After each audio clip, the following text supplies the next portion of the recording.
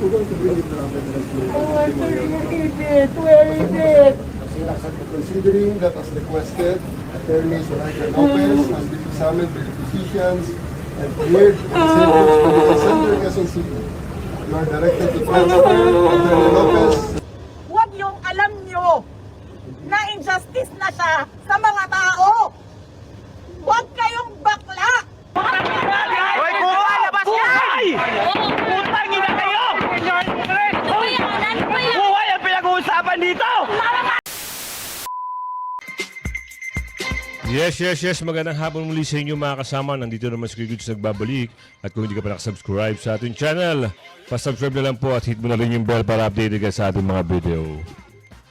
Eto ho yung mga, yung tagpong hindi ho pinapakita ng ibang mga media. Kaya ho nakakapagtaka, talagang ang nangyayari sa sitwasyon ngayon, talaga hong, kahit mga media na po ay makikitaan nyo na merong pinapanigan. Nako buti na lang po ang SMNI ay hindi po bias at yung mga pangilang-ilang mga vlogger ay pinapakita ho yung mga nakaganapan. Ito lang yung mga slide na makikita nyo. Ipapakita ko sa inyo mga kasama. Pero bago natin simulan, syempre, isang like, isang subscribe, all good sa tayo dyan, i-like ang video at i-share. Para doon sa mga kababayan natin na OFW at migrante, ay makita nila yung mga kaganapan kaninang umaga at kung sino-sino na po ang mga nagsalita. Marami na po ang nagagalit, marami po ang nagko-comment na humihingi na lang sila ng kayo na po ang bahala kung ano yung pagkakaintindi nyo. Dito sa slide makikita nyo talagang manggigigil kayo dahil merong mga kapulisan di umano makikita nyo dito na ibang klase ho yung mga pag-uugali nitong mga to. Eto na, pasok mo na.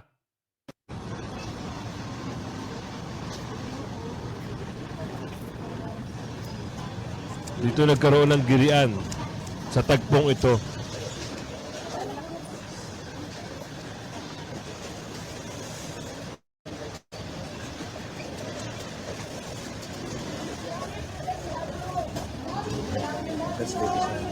Si Ate Sara.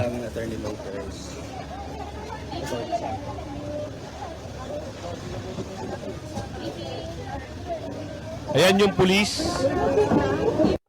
Ayun yung pulis. 'Di ba? Nakita nyo biglang sasarahan, hindi niya muna inisip na andun si Ate Sara. Kaya marami ho ang nagalit diyan sa mamang iyan. Ngayon, tignan natin kung ano yung susunod na mga pangyayari. Ay, grabe naman. Grabe naman yung hindi pa nga naayos yung tao, kino-close na ninyo. Grabe. Naka-live kayo.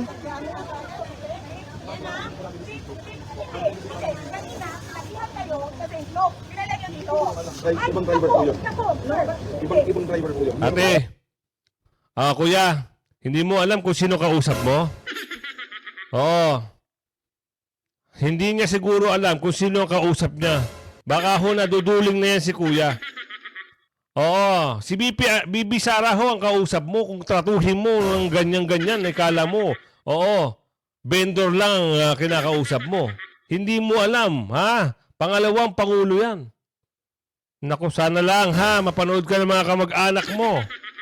At sigurado, baka mamura ka di umano ng mga kamag-anak mo. Baka pati anak mo, murahin ka sa trato mong ganyan. Sabihin natin sumusunod ka sa utos, pero hindi dapat ganyan. Trabaho mga arugante yan, di umano kuya. Hindi maganda yung asal na ganyan. Tuloy! Ano to, naglalaro kayo? Si attorney. Attorney. Sorry.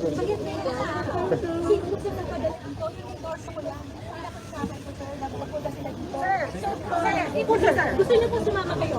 Sumama po kayo. May representation kayo. Doon kayo sa ambulansya. Hindi kondik yan, hindi suspect yan. Kasi sir, Hindi lang yan ang nag-text. sir, nung nanggaling kami ng batasan, sinabi ko St. kami pupunta. Hindi niyo kami sa veterans team. So what is that? We will bring them to St. Saan yan pupunta, sir? Nakita mo yung kondisyon niya? Paano tatakbo yan? Paano tatakbo yan? So sir, kung gusto niyo po, Sir, sumunod kayo ng lawful orders. Huwag yung alam nyo na injustice na siya sa mga tao. Huwag kayong bakla. Tama. Hindi sir. Kung gusto niyo po, Lakas ng mga pulis to. mga pulis, kasi po yung yes po yun. Baho lang sa inyo eh. Protect the people. Alam ba yung humanitarian reasons, sir? Alam niyo. Order lang yan, trabaho lang yan sa inyo. Sir, hindi ito bargain. Hindi ito bargain. Hindi ito bargain. Ilabas niya yung... Sir, tingnan mo. Kasi ito, doktor na nagsasabi sa'yo, doktor, sir. Kasalanan nila. Hindi mo hawakan.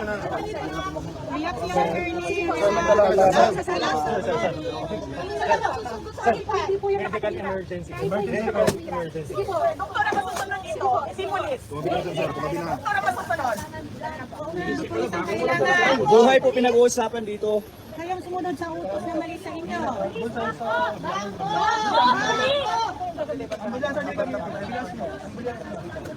Yung kanyang ano... Ako na. Kami na nagsusugat. Oo, di ba tayo nakapitano? Di ba tayo? Di ba tayo? Huwag mo isa na relax. Kami na lang. Hindi naman ito pupunta yung mga tao. Hindi ko makakatakbo. Hindi ko makakatakbo. Tabi ka na dyan, sir. Ulo kayo.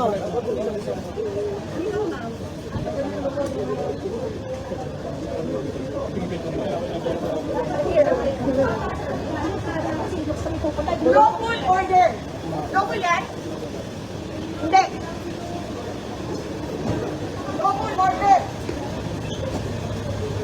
Ano yan? Tumabi ka na lang muna. Sinabi kasi Juan, tumabi ka muna kayo. Wala na bumida. Sino? Bumida, sir. Pabidam.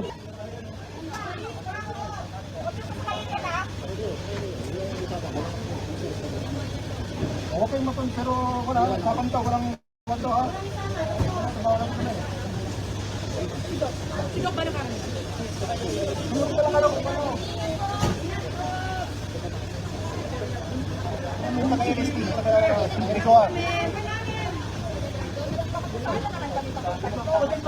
Pakisama po yung dalawang taga-legislative security bureau. Sa LSD, yung sa ito ah. Sumunod kayo. Sumunod kayo sa same group of you. Yan yung sinabi nung nanay ng pasyente. Okay? Next, okay. Magkaramay yung pasyente, nung nanay na magbigay kung paano namatay ang anak niya. Okay? Okay, sumunod ka. Anak, nasasakyan mo. Laban BP.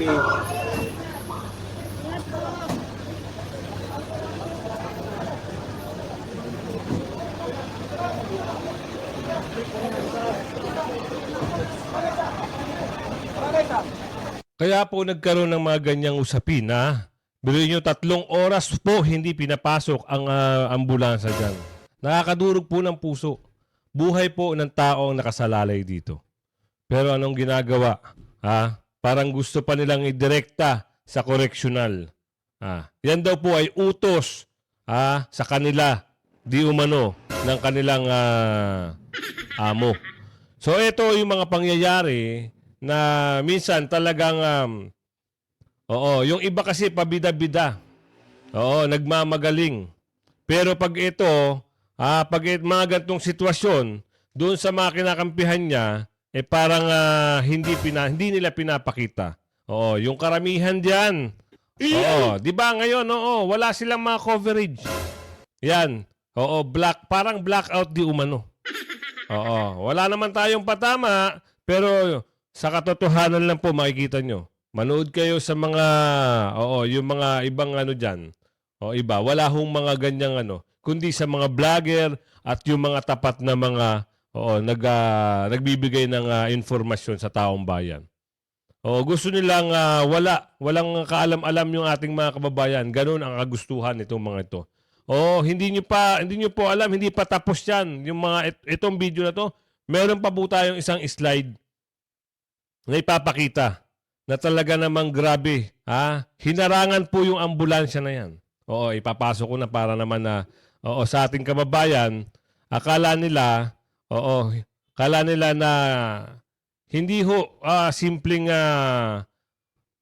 argumento, no? Talagang meron talagang panggigipit di umano ang nangyayari dito. Tuloy mo na. Yan. Ba't niyo? Paano kami makakalis? Ba tayo pa? Ayaw pa! Makakalis! Ayaw palisin mo na. Hoy, palisin mo yan! Alis na dyan! Sila kayo! Ayaw umalis! Ayaw umalis! Kupal talaga, oh. Paano makakalabas ito kung binablock ninyo?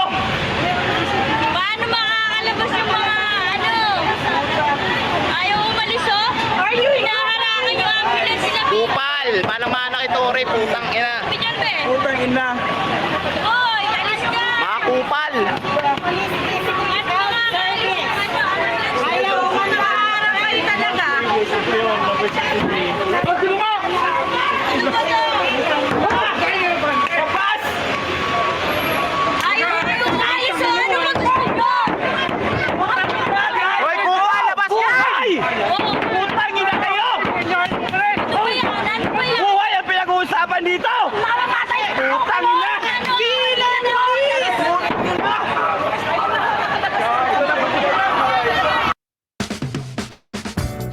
So, may ads lang po Tuloy natin to. Ay na, nakalabas na mga kapatid.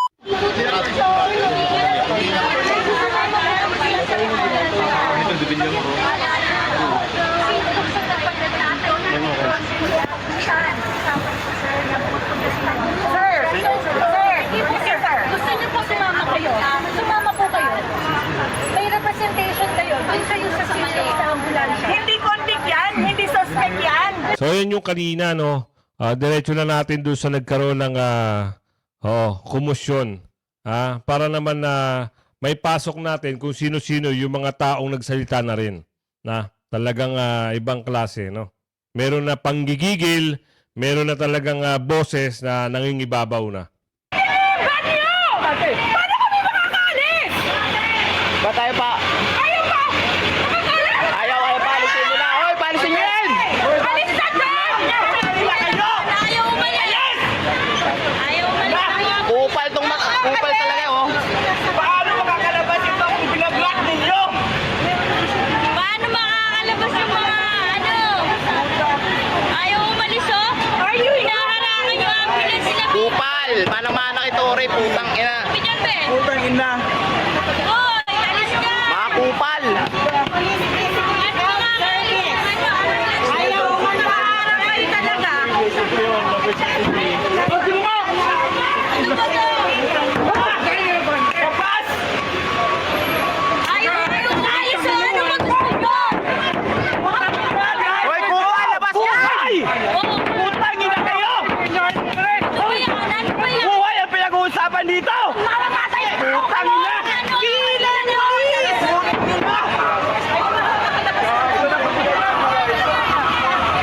Ay na, nakalabas na mga kapatid. Karangan nyo yan! Putang ina yan! Oh, hinaharangan mo. Oo.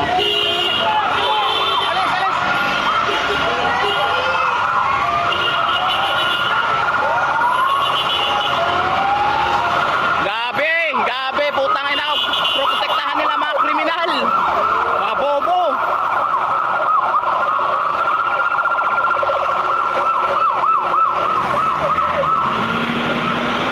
Kung gaano pa naman ka mga tanga?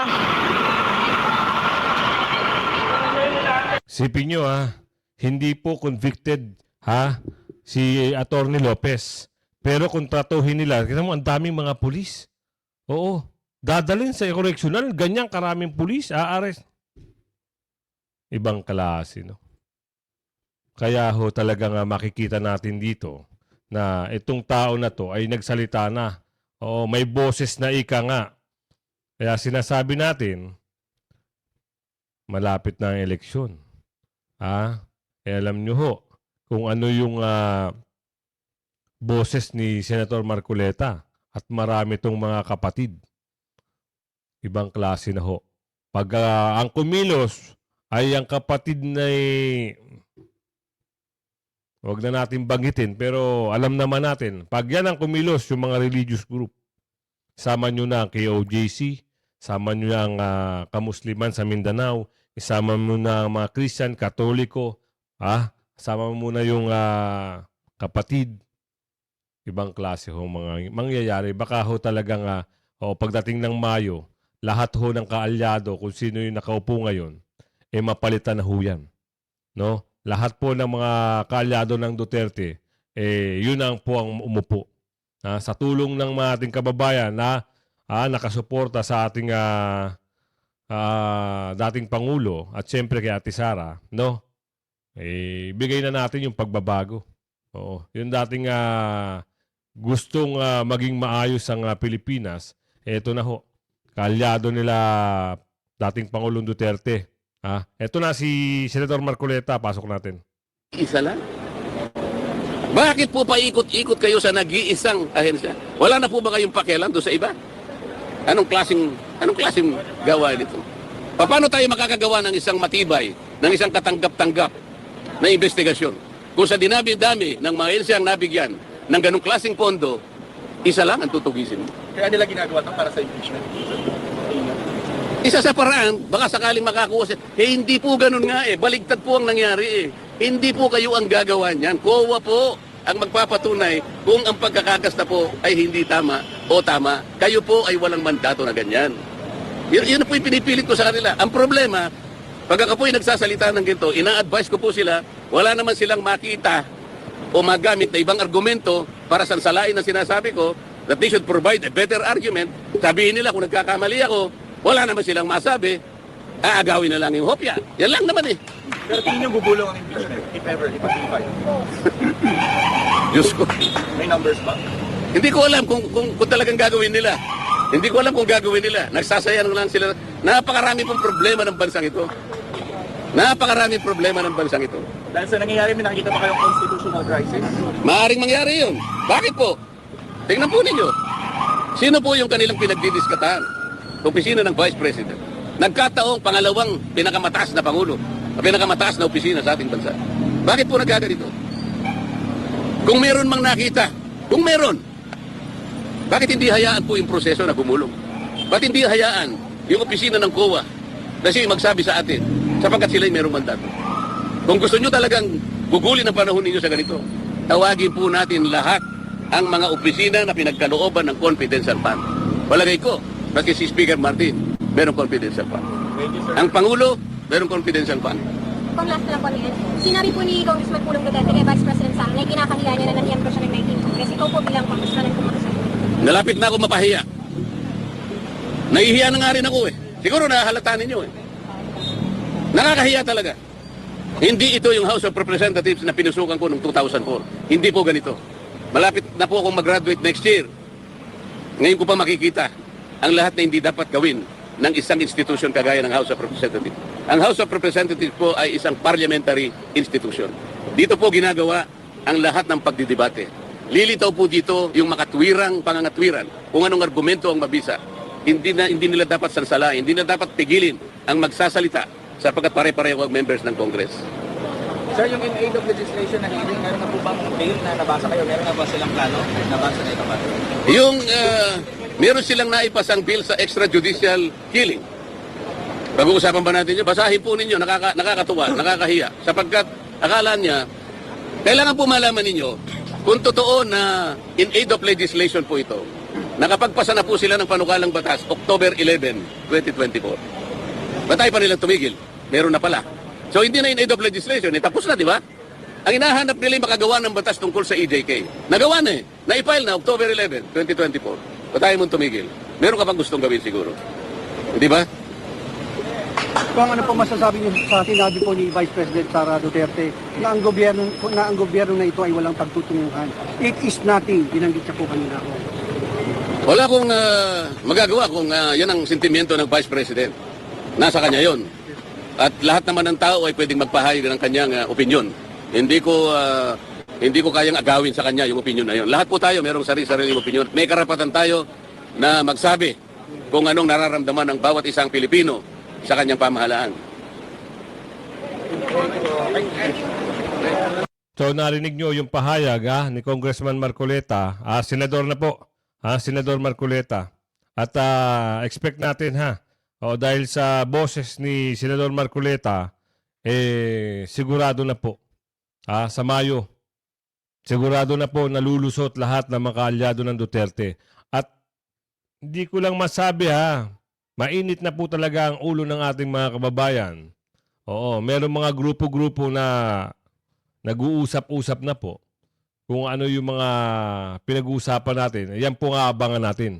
At i-reaction natin pagdating ng oras. So ito na po, bibigay ko naman yung slide sa inyo patungkol dito. Bakit napasugod si Senator Bato? Siyempre, natural. Isang kaalyado po siya ng mga Duterte at bilang pagsuporta at ayaw niya naman na biruin nyo ilang oras na pong hindi nakakatulog si Ate Sara. Ilang oras na po since kahapon pa hanggang ngayon. Dire-diretso pa po itong mga kaganapan dito. Ngayon nasa Veterans Hospital po sila. Kanina po ay nasa St. Luke's. Pagkatapos po, diretso po.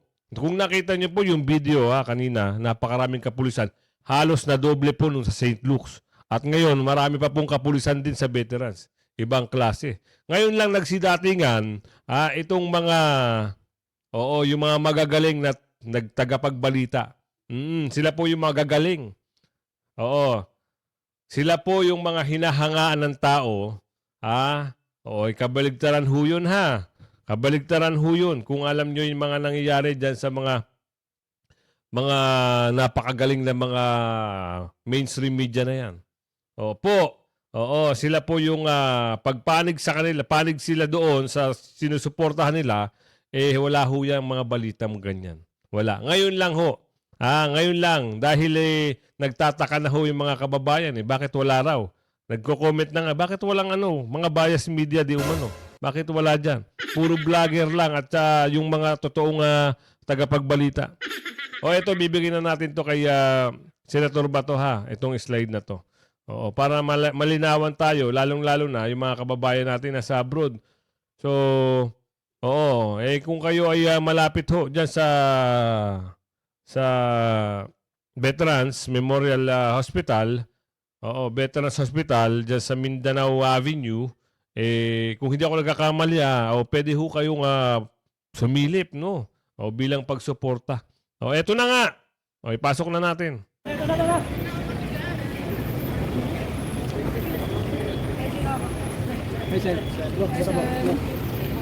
Boss, mami.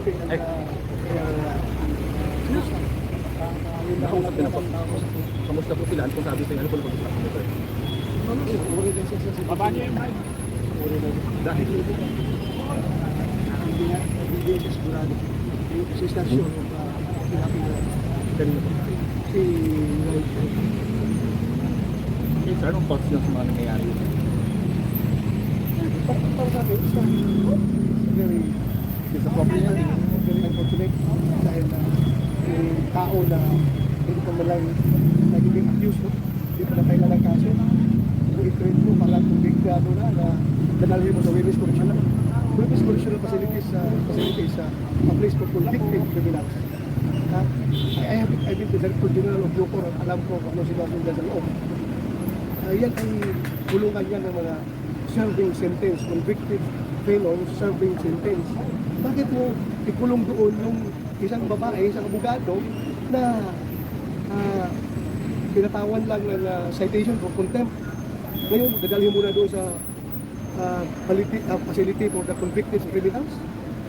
It's very unjustified. Very unjustified. Pagpakuntip-kuntip kayo ng tao, tapos hindi nyo kayang bantayan dyan sa inyong facility. Meron mo kayong facility for contempt persons, di ba? For persons cited in contempt, you should have your own facility dyan sa Kongreso para bantayan nyo. Bakit nyo dalhin doon? So, okay lang sana kung doon dalhin sa Quezon City Police District detention, mga gano'n. Pero yung detention cell ng mga criminal, ay ng mga convicted criminals, that's the worst thing na ikulong mo isang taong cited in contempt lang. Alam na ba ito ni former President Duterte? Nakausap niyo na ba sa tingin niyo? Okay, sa dito. Ay, doon to, wala pa kami punta kasi kagabi pa ako galing kong Bagyo, natutulong ko sa Bagyo, alas 2. Ginising ako, tinawagan ako na humihingi lang na tulong si VP Inday Sara sa sitwasyon nila doon sa house. Kaya bumaba kagad ako, bumihay kagad ako dito, ang Bagyo. Tingnan lang pa yung sitwasyon nila. As a senator, may magagawa po ba kayong anything to help kung saklo ng kita? Wala lang natin, we observe, even though, we observe interparliamentary purposes. Hindi tayo pwede mag-ano sa trabaho nila, sila rin, hindi pwede mag-ano sa trabaho namin. So, yan ang gabantayan natin. Wala lang, nakakomento lang ako. Hindi po maganda talaga. Bakit ang isang person na cited in contempt lang sa isang hearing dyan sa House of Representatives ay doon ay gugulong kaagad sa women's correction facility, which is a place for persons or for convicted criminals serving sentence. Hindi pa kumbikado itong tao na ito. Bakit doon mo pa rin kadala? Hindi pala akusado. Wala pang kaso na na-file. So, saan kayo saying natin si So ayun yung slide na yon ay paliwanag ito naman. Dito kayo dito kayo parang tutulo ang luha nyo Nagkaroon ho ng takot itong si Atty. Lopez sa mga kapulisan, lalong-lalo na dito sa yung isang leader diyan Isang leader. Kita nyo naman kung gaano ho siya nagka-trauma. Talagang maaawa ho kayo. Hindi ho biro ito. Ito ay totoong nangyari kanina. Panoorin natin mga kasama. veterans lang.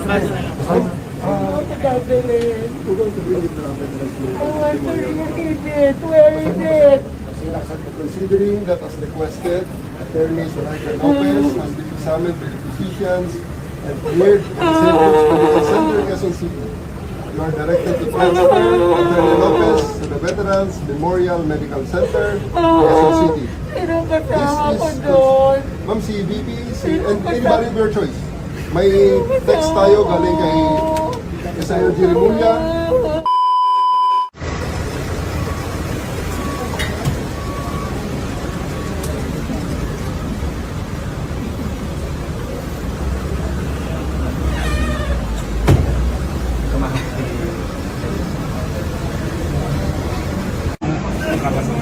Ano gusto niyo mo? Basahin ko pa to? Yes, yung patient.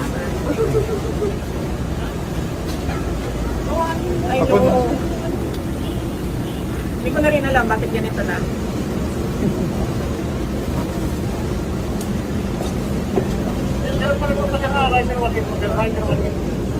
So may assisting physician.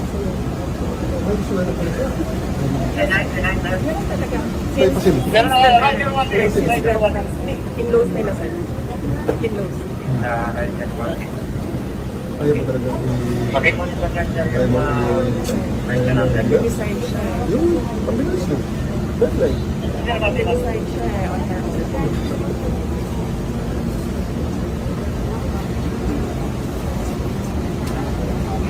Pwede mo kami mag-request ng cameras. Ano daw? So, naman general cameras. Gusto mo? Palapitin ng mga media? Opo. Sige. Lapit na. Okay. Go na. Go. Double time. Ding! I-release mo media. Release. Go na, sabi ni General. Lapit na. Si General lang nagsabi. Ayaw ng hospital. Ayaw ng hospital. Hanggang dyan lang naman yung camera eh. Ayaw ng hospital. Hanggang dyan lang sa inyo. Huwag nyo lang i-block yung side ng camera. Alis na lang dito ang mga kwan para makita Hanggang na lang, para namin. makita ng camera. Sige mo. I-clear natin ito para makita ng camera.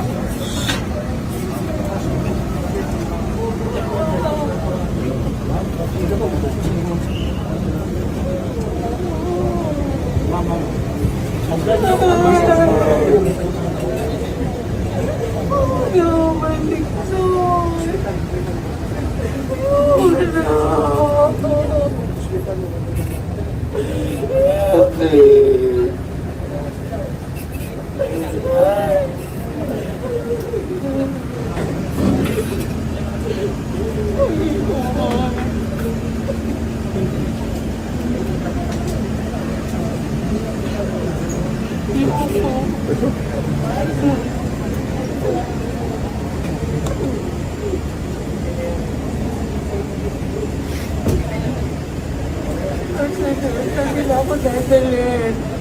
Veterans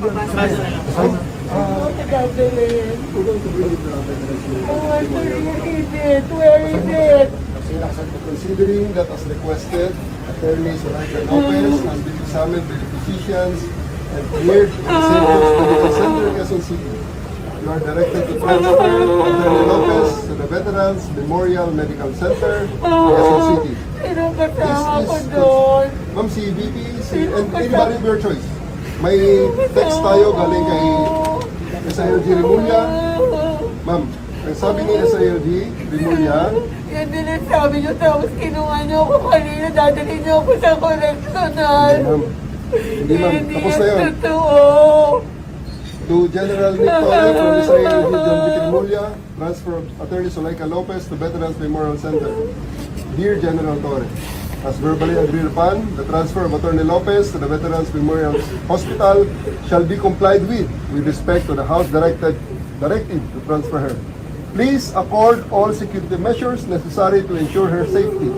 Furthermore, please allow the untethered access of her personal physicians during her confinement. The attorney will also be accorded full visiting rights of the following people: Senator Bato de la Rosa, Senator Amy Marcos, Vice President Sara Duterte. Please be advised that all pertinent hospital safety guidelines should be followed, as well as hospital policies on visitation practices. For strict and immediate compliance, signed SILG John Vic Rimulya. Ma'am, assurance yun. I don't need your assurance anymore. That's what they told me in the house. And look where it brought me. Dito, maraming witness, like, maraming witness. Andito naman sasakay ka naman mo sa sasakyan ni Pumayag sila VP. sa media, pumayag sila kay Senator Bato. Ma'am, sasakay po Pumayag kayo. sila sa akin. Sasakay po kayo sa sasakyan ni VP. Kasama niyo po si VP sa sasakyan.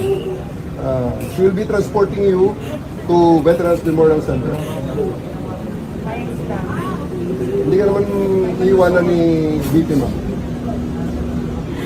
Sure yan, Nick, di ba? Yes, sir. Promise. Of course, sir. Andiyan naman si VP. They are just in one car. Okay, ma'am?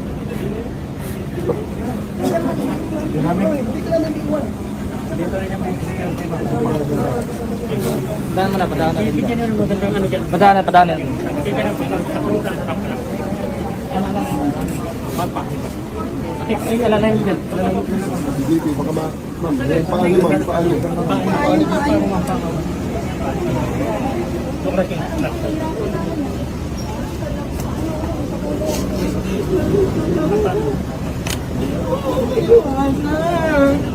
Dito kami sa likod mo, ma. Huwag kang mag-alala.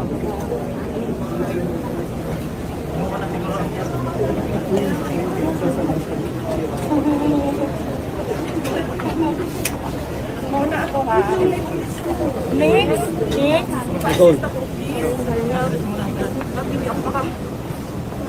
Salamat eh.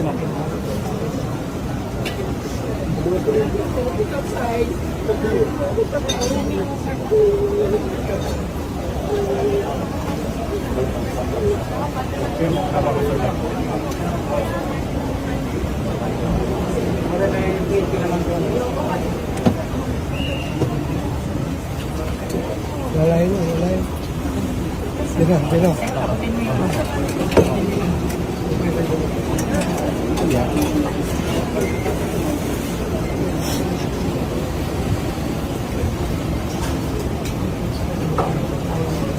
Bangin nyo guys.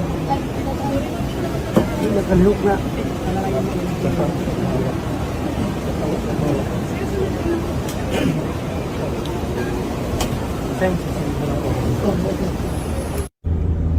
Ayan abang-abang tayo sa mga upload, mga new update.